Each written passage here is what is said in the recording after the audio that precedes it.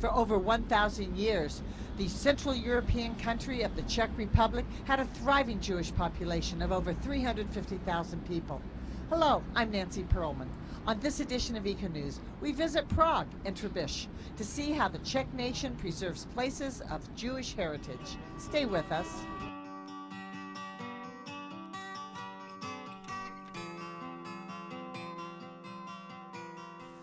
I'm Rabbi Ron Hofberg, and I'm the rabbi of the Masorti community here in the Czech Republic.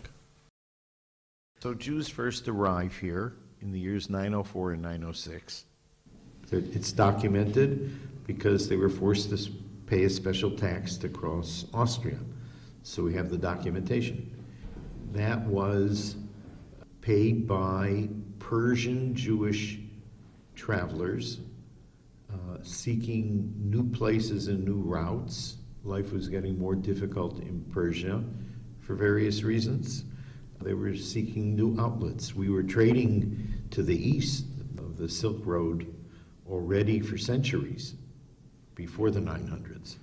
And they brought to Prague porcelain, silk, spices, glass, things that Europeans like to say they invented, but were all brought here, mostly by Jewish merchants.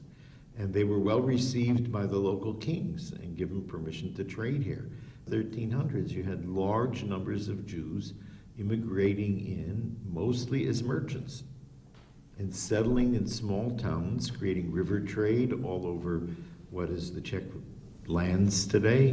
When I say the Czech lands, of course, if we look at all of Czechoslovakia, all the way 1,000 miles east of here, areas today of Ukraine and Hungary and Poland were part of the greater Czechoslovakia, part of the Austro-Hungarian Empire for a period of time. Those were the first Jews that were here. The Jewish town, the former Prague Jewish ghetto, this area of the city, you have to keep in mind that at one time Jews were almost 50% of the population of Prague. In a walled compound, over 55,000 people piled on each other, and then renovated completely by the Jewish community in the 1800s, end of the 1800s, to the most beautiful quarter that it is today in terms of construction, but still holding on to the most famous of its historic synagogues. At one time there were 70 synagogues in this like a 12-block area. And today you have the oldest continuously used synagogue on the planet, the Old New Synagogue, and you have other synagogues that very much tell the history of the community here. The ancient cemetery with 8 layers of burial, nearly 15 in one place, including mass graves from pogroms in the medieval times, is a walk through history. Hitler preserved it all to be his museum after the war. Nothing was destroyed here. And that is a unique possibility that doesn't exist anywhere in Europe. The non-Jewish community of Prague regards this as their history. We're sitting now in the 500-year-old Jewish town hall with a Hebrew clock on the outside of it that goes backwards because of the direction of the Hebrew. These are things you can't see anywhere else in the world, and you can see an entire Jewish community, and nothing here was ever destroyed. My name is Thomas Kraus, and I'm the Executive Director of the Federation of Jewish Communities in the Czech Republic. Today the Federation is an umbrella for existing Jewish communities in the country. We have only 10 communities. This is a small group of people. We have only registered 3,000 people, 3,000 ordinary members of these 10 Jewish communities. Obviously, the biggest one is in Prague. We have approximately 1,600 people who are living in Prague. But at the same time, speaking about numbers, we know that we do not have everybody registered. We have only a small percentage people who are living in this country. Some of them are not registered because of the experience of two totalitarian regimes, what they had to survive, Nazism and communism. And secondly, there are many people who are not religious. This is a very secular Jewish community in the average. At the same time, the official Jewish communities are registered as religious societies. They have the same position as a church or any other religious group. We count that maybe we can have approximately up to 15,000 Jews living in the country, living in the Czech Republic today.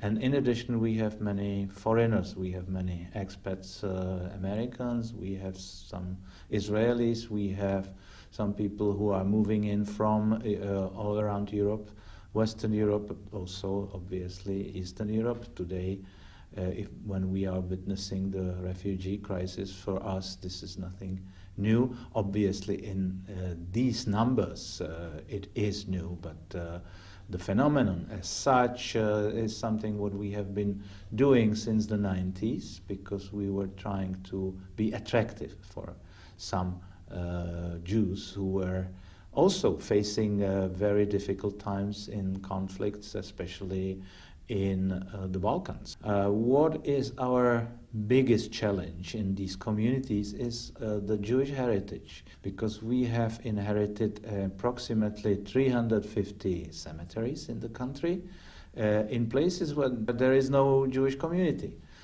So who else should take care of these cemeteries than the Jewish community in Prague or in the country? We also have several hundreds of synagogues in the country, not serving as synagogues, obviously, but they are very, I would say, respected historical sites. Hello, welcome everybody. My name is Misha Seidenberg.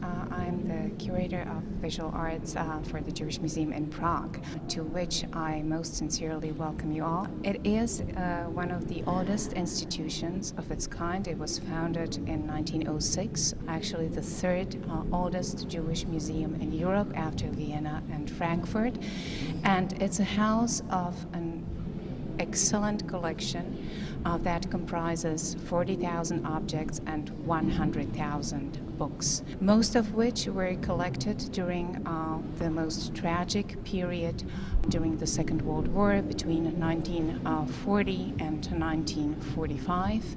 Our exhibitions cover all the history of Bohemian and Moravian Jews, and focusing especially also on the Jews of Prague, Jewish settlement in Prague. Prague is actually the historically most important, largest, and oldest of Jewish communities in the Czech lands. The history here starts at the beginning of the 10th century, where we have the first records of Jewish presence in Prague, the Jewish merchants who actually came to Prague as to an important center of commerce.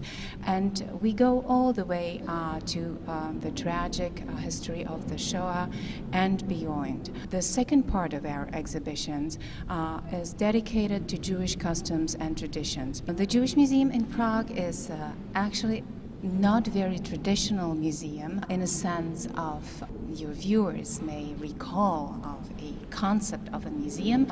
It is several buildings that are actually distributed, scattered all across the Jewish quarter, the historical district of so-called Josephov, which is one of the historical names of the former Jewish ghetto. It comprises 4 synagogues and 1 ceremonial hall that belonged to the burial society, the so-called Chevra Kadisha, which is the Hebrew name for the burial society. This is where roughly 90% of the collection was put together, was amassed during the Second World War.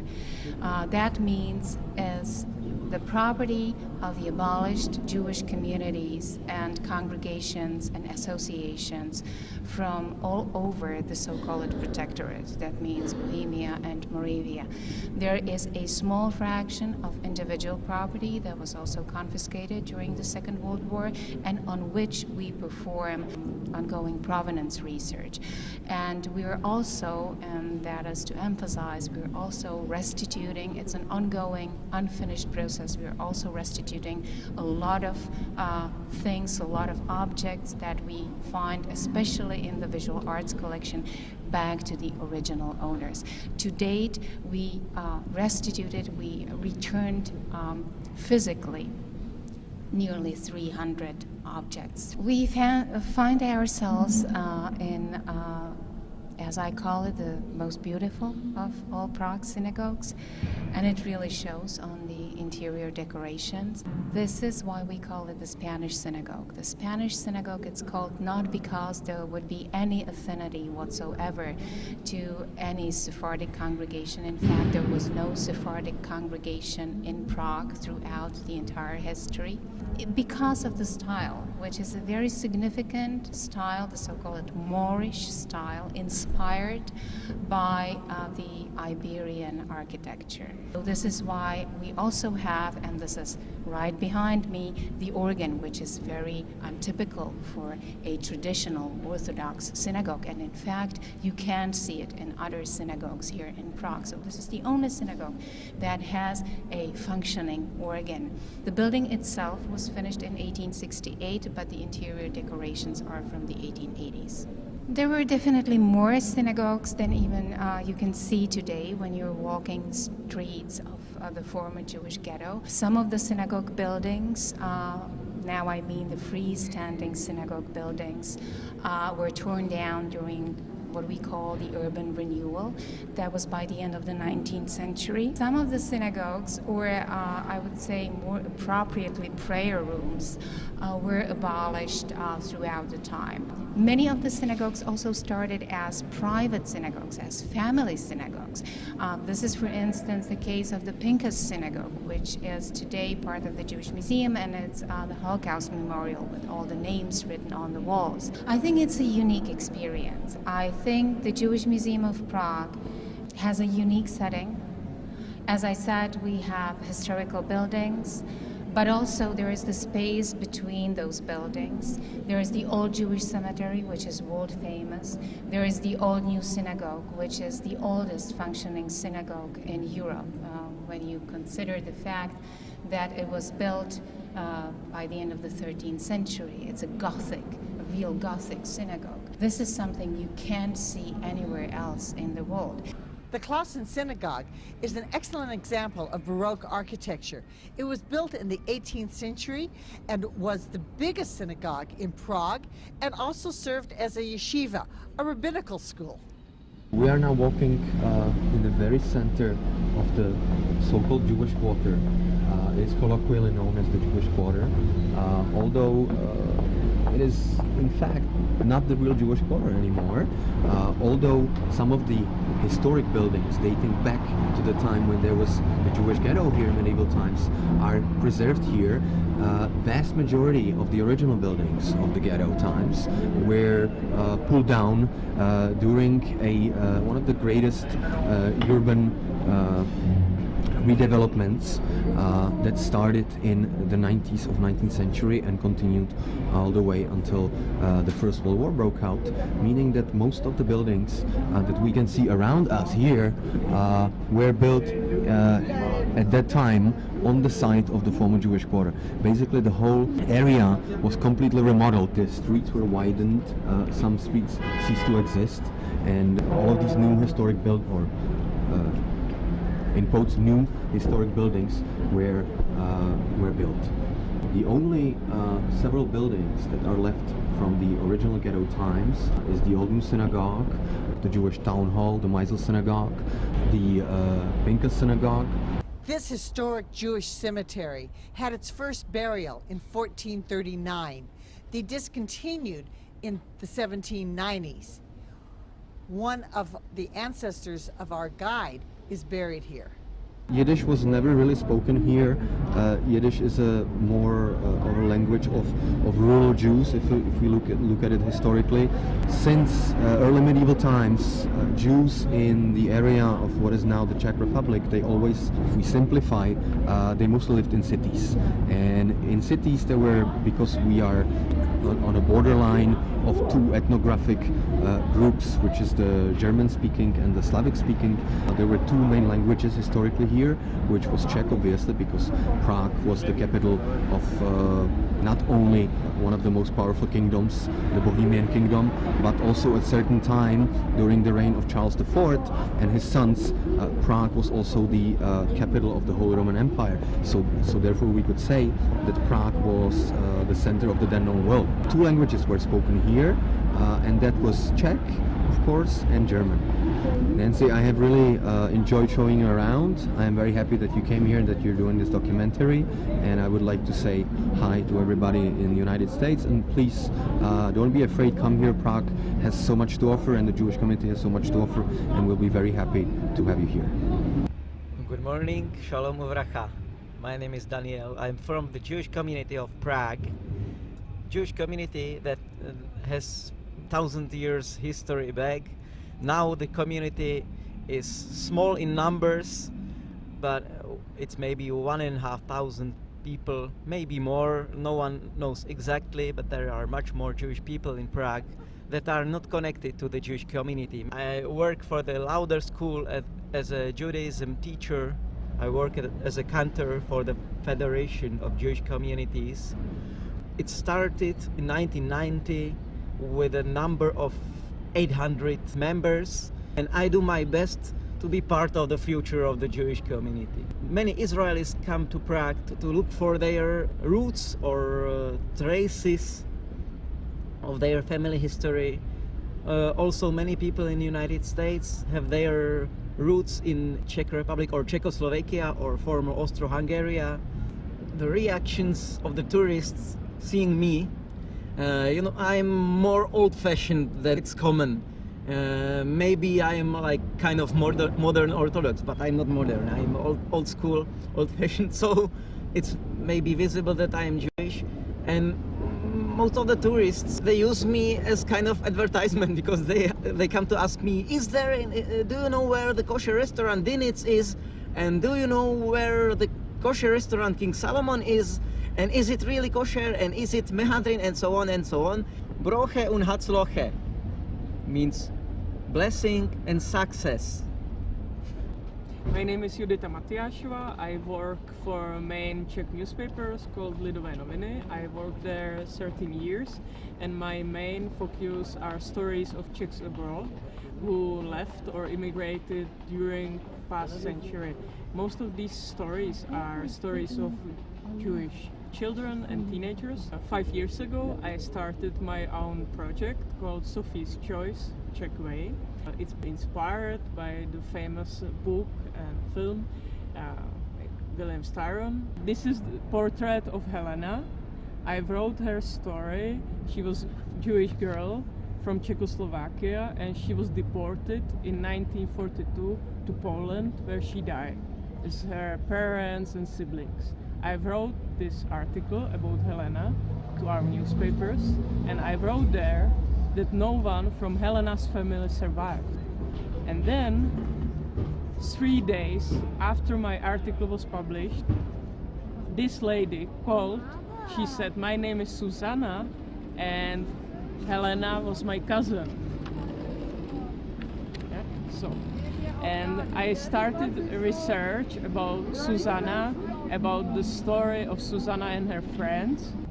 At the end, I had 30 stories of these people who spent 4 years in Denmark and escaped to Sweden.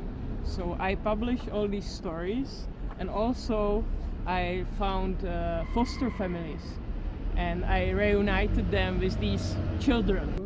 I'm not religious. I'm very proud about all heritage of our nation, of our tribe. So that's what's inside me, and it's part of me.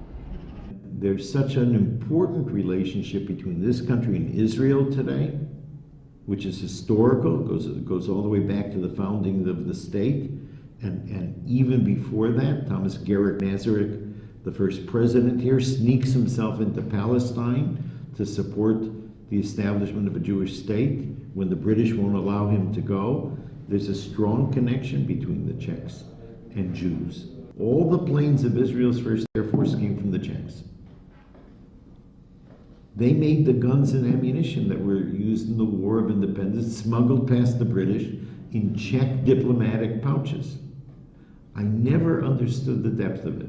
How much of a role Jews played in the whole history of Europe that was simply tossed out by the anti-Semitic rulers because they needed Jews to be a scapegoat for their problems, without recognizing the contribution to commerce, to banking, to so many things that Jews did here to make this a great continent.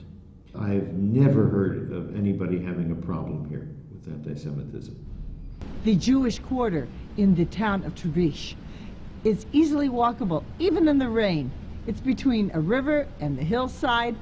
The old homes and buildings have been renovated, and the hotel, which used to be a home for centuries, is now a renovated 4-star hotel. Trebish is the only Jewish designated UNESCO site.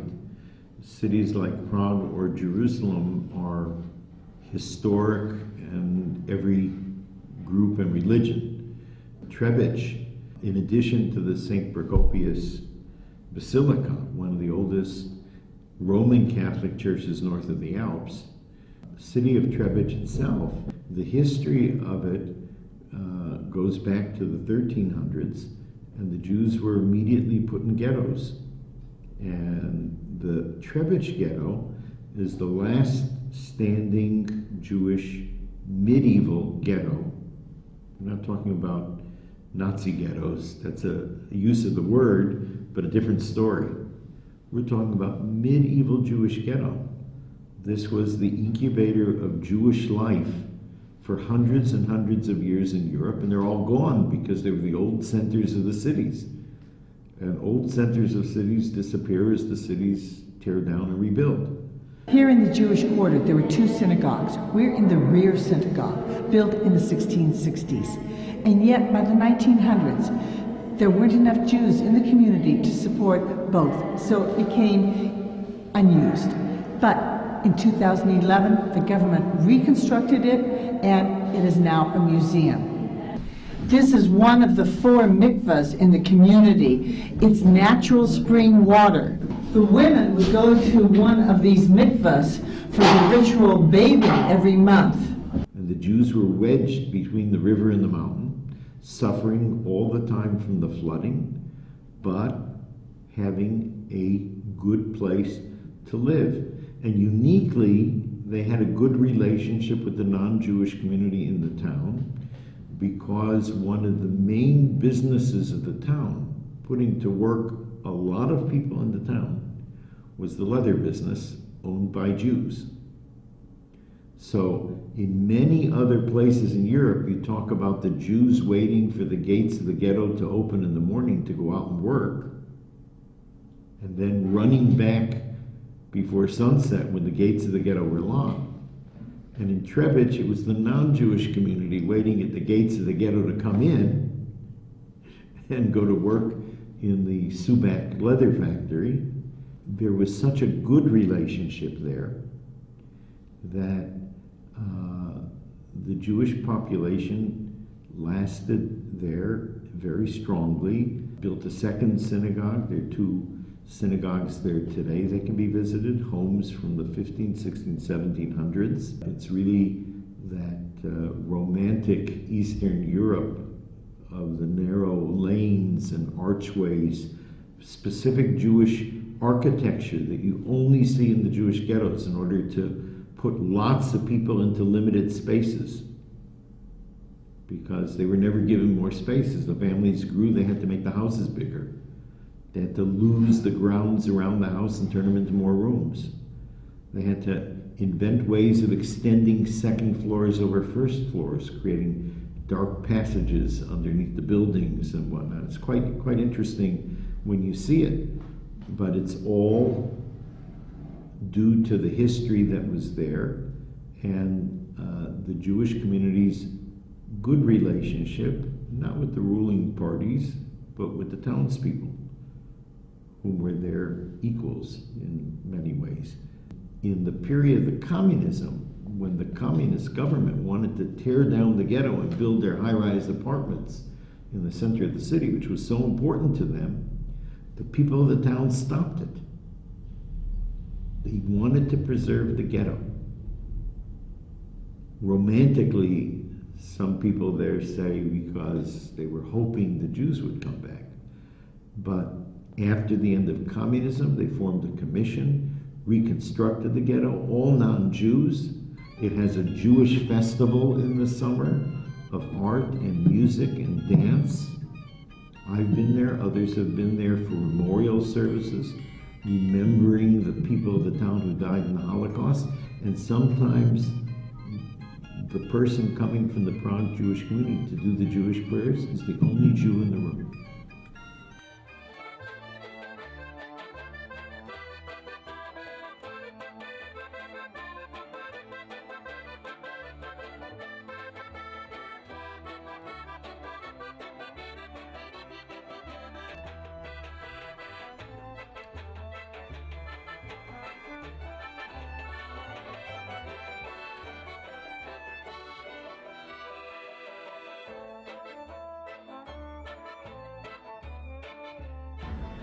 The Czech people, Jews and Gentiles alike, are proud of the over 1,000-year history of the Jewish people here in the Central European country of the Czech Republic. I've discovered that tourists of all faiths and backgrounds find their visit fascinating. Do plan to travel to Prague to find out for yourself. On behalf of Educational Communications and ECONEWS, I'm Nancy Pearlman, wishing you a natural, unspoiled environment.